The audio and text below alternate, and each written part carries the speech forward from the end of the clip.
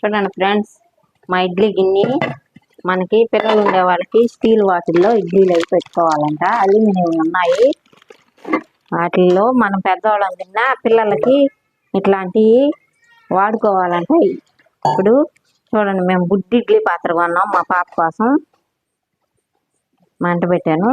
ఇప్పుడు దీంట్లో నేను చూడండి, అడుగు గిన్నె ఇట్లా ఇచ్చారు మనకి. పెద్ద ఇడ్లీ అయినా పెట్టుకోవచ్చు, ఊతాపంకి అట్లా ఇట్లా చిన్న చిన్న గిన్నెలు 3 గిన్నెలు తెచ్చుకున్నాం. ఎక్కువ తెచ్చుకోకుండా మాకు బుడ్డిది చాలు. నేను అన్ని కడిగి పెట్టాను మీకు చూపిద్దామని. పిల్లలు ఉండేవాళ్ళు ఇట్లా తెచ్చుకొని ఇప్పుడు దీంట్లో బాగా మనం పిండి పోసుకున్నా లావుగా వస్తుంది ఊతాపం లాగా. చూడండి ఫ్రెండ్స్, నేను పిండి కూడా వేస్తున్నాను. కొంచెం అయితే ఆయిల్ అప్లై చేస్తాను. ఇట్లా అంటే కొత్త గిన్నె కదా, కడిగి పెట్టేశాను. అయినా ఆయిల్ కొంచెం తుడుచుకోవాలి. పాత గిన్నెలకైతే అవసరం లేదు. చూడండి, ఇట్లా పిండి పోసుకొని మనం చూడండి పిండి బాగా పిల్లలకి బాగా తింటారు. దీంట్లో ఇప్పుడు నేను కొంచెం ఎర్రగడ్డ పచ్చిమిరపకాయ వేసుకోవచ్చు. మాకు చిన్న పాప కాబట్టి నేను వేయలేదు. చూడండి, జీలకర్ర ఒక్కటే చల్లుతున్నాను. లైట్గా జీలకర్ర చల్లుతున్నాను. మనం తినేదానికి పచ్చిమిరపకాయ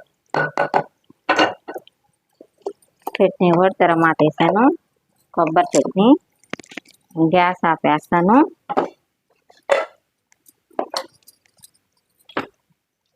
చూడండి, ఇడ్లీ తీసేస్తాను.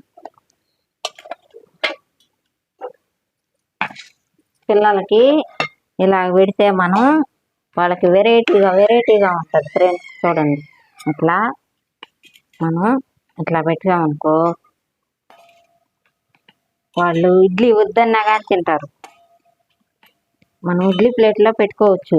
ఈ గిన్నె ఇట్లాంటి గిన్నె ఉండేది తెచ్చుకున్నాం అనుకో మనం పిల్లలకి వద్దన్నా చూడండి ఒక ప్లేట్లో పెట్టుకుంటే 2 పిల్లలు తినచ్చు. మనకైనా హాఫ్ చాలు.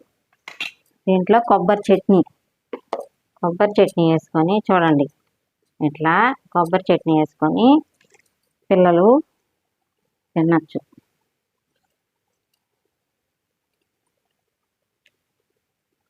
ఊతాపంకి కొబ్బరి చట్నీ చేసుకొని ఒక తడవ ఇట్లా చూడండి, ఇట్లా చేసుకొని తినండి ఫ్రెండ్స్. చాలా రుచిగా ఉంది.